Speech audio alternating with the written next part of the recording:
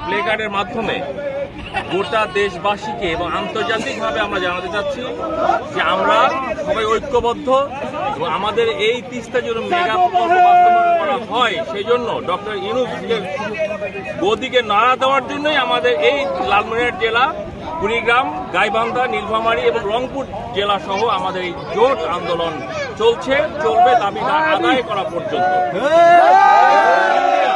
ভারত কি করলো আমাদের দেখার কথা না, আমার দেশ, আমার সরকার, আমরা কি করতেছি এটি সবচেয়ে বড় আমাদের আন্দোলন।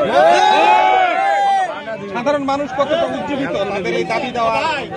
এখানে সাধারণ মানুষ বলতে আপনি সবাই দেখছেন বেশিরভাগই আমজনতা। আমরা এখানে রাত্রি যাপন করছি, আমাদেরকে এই চরবাসী সকল অঞ্চলের মানুষ সহযোগিতা করছে এবং আমাদেরকে তারা নিরাপদে রেখেছে। এখানে অনেকেই জানেন যে আমরা কখনোই চরে এসে ঘুমানোর মানুষ নই। আমরা কিন্তু এই চর অঞ্চলের মানুষের সাহসিকতা আমরা এখানে এসেছি এবং আমরা আশা করি যে আমরা জুলাই আন্দোলনে যেমন সরকারকে ফেলে দিয়ে একটা নতুন স্বাধীনতা উপভোগ করছি, ইনশাআল্লাহ এই জেলাবাসীকে নিয়ে এই আন্দোলনে সফল হয়ে এই তিস্তা মেগা প্রকল্প আমরা বাস্তবায়ন করব।